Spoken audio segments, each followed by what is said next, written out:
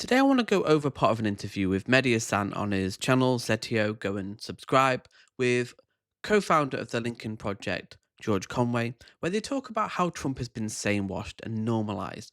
Particularly over the last year, his cognitive decline has been apparent.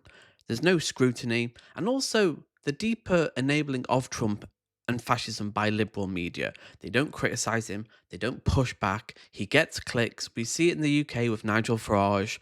Even the BBC platform him more than anyone. These ideas are being normalised. And how do you get fascism back into its box when you've opened up this can of worms? So let's get straight into the interview.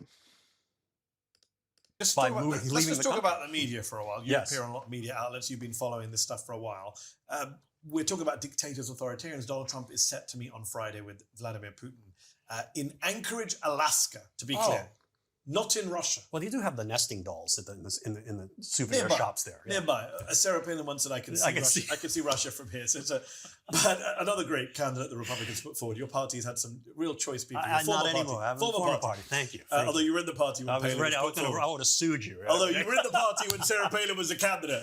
I'm not going to ask you, did you vote for her? Yeah, but John McCain was there. Yeah, okay, fair enough. So before we get to I want to talk about the actual substance of the meeting. But again, on the media coverage and the sane-washing, Trump said twice this week, I'm going to Russia to meet Vladimir Twice Putin. and with a few If minutes. Joe Biden had said he was going to the wrong country to meet Putin, would it not have been a bigger story? Of course than it would have. Why do we grade Trump on this curve?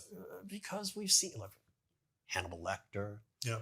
sharks and electric boats, Arnold Palmer's penis. I mean, how many things have we seen? It's just not shocking. This is a man who, we learned today that they want to take the Smithsonian and make its version of American history conform with his. Well, this is a guy who didn't even know what Pearl Harbor was when he first flew out there. And this is a classic trope of fascism, historical revisionism. Like, they're trying to put PragerU or replace PBS with PragerU in schools. Very hard right, you could argue far right, educational videos, animations that tried to kind of just change Columbus wasn't bad, slavery wasn't too bad, and classic fascist trope. And also, Joe Biden, obviously old guy, but have you seen Donald Trump? Zelensky interview? Complete rambling, just about nonsense. He does it constantly, and the media do not hold him to account.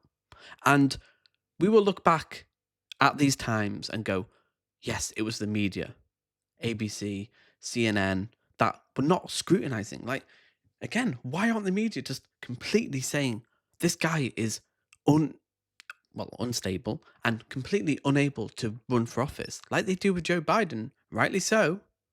They need to be attacking him. Why? Why is he allowed to be president when he's so clearly cognitive declining? Does he have dementia? Does he have some form of cognitive disease? But they won't. They won't touch him. They can't. They don't criticize him because they're scared. Chief of Staff General Kelly had to tell him, okay, he's completely not there. Yeah. Okay, he's not there. He's a moron, as we say, but he's also he's just not there. But is it one thing, again, you and I, so interesting having this conversation because you and I have been following this for a decade now. Most Americans do not. Like, we have to keep reminding ourselves. Right. The vast majority of Americans do not follow the news, do Of not course follow not. politics. They They'll see tune it Donald out. Trump on their TVs, but they don't know the day-to-day nonsense. So when you try and explain to them how kind of batshit crazy he is, how abnormal he is, it's very hard to get it. I meet a lot of foreigners. I travel a lot around the world, and I meet a lot of people abroad who can't believe Trump is as insane as the late night comics make him out to be. So they rationalize, he must actually be playing 4D chess. Yeah. This all must be part of a plan. You must be exaggerating. And it's very hard to explain, it is, what you see is what you get. What you see is what you get, absolutely. Again, that's the sane-washing by the media that helps him get away with that. So he goes on the rooftop of the White House recently, goes for a walk without any warning on the roof, shouts out to people that he might be building nuclear missiles, haha, just a joke. And then ABC News, I want to read out the headline that ABC put out. Trump takes an unusual stroll on White House roof. I mean, No. Any other president did that. That would be the headline? Yeah, no. I mean, Joe Biden's out on the roof. What's It'd crazy? It'd be time for Absolutely, 25th crazy Amendment. man. Yeah, absolutely. Do you think that, and people keep asking me this question, I'm interested in your perspective as an outsider who's not someone who's been a journalist, but obviously has interacted with the media for many years. Is this cowardice from the US media, or is it complicity from some of the corporate owners who we know want to get in good with Trump, or is it a mixture? It's a mixture. Again, it's sort of like the categorization of the Trumpers. I mean, there's fear of retribution, which is now a factor that we hadn't seen, I think, during the first term. Yes. There is also just, it's not news anymore, right? Everything, it's got to be something new and different. So they take what he gives them on any given day because they can make a headline out of it on one day and on the next day, but they never put He's the a pieces great together. assignment editor for Right. newsrooms. And they never put it all together. And also it's part of it. It's just, it's hard to believe unless you're paying close attention. It's like what the Europeans you were talking to.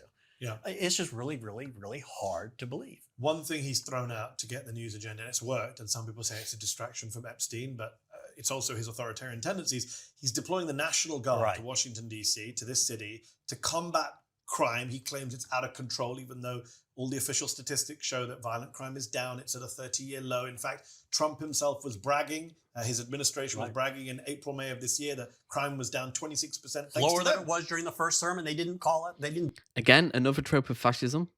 Like, it's just been normalized now, and I think people are becoming numb to it. So you've got on one hand, people are numb to it, like just ICE agents just kidnapping people, sometimes UK residents, people who are legally there with green cards, and then you have just the constant barrage of just like, yeah, Trump, National Guard, federal agents just on the streets, the military on the streets of Washington. You're seeing people just being like, again, deported, and it's like, what are the media saying?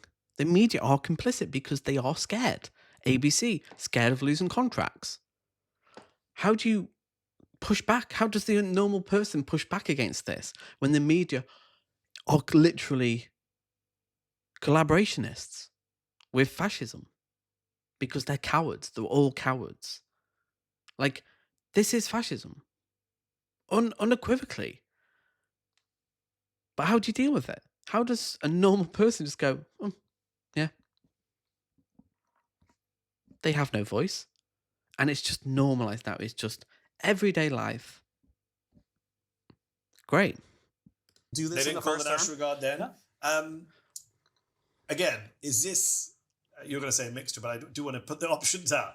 Is this all of the above? Is this a distraction by a man who knows how to set the media and get them to do it? Is this a power grab by Donald Trump, who's testing? He's talked about sending the military to other cities, and guess what? They're all major blue cities. Surprise, surprise. All of the above. I mean, they clearly want to do this. We saw a memo that Greg Sargent of the New Republic obtained. They want to do this in the major cities.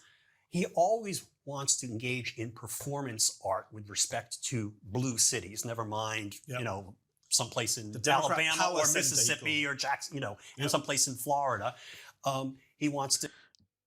Yeah, red states, red smaller cities that often have more gun crime, more violence than blue states, blue cities. But again, it's not about facts. It's not about actually combating crime, which is a lot of crime. It's about, again, performative. Like, we're taking control. We're cracking down on protesters. We're cracking down on dissenters and illegal aliens. It's all performance art.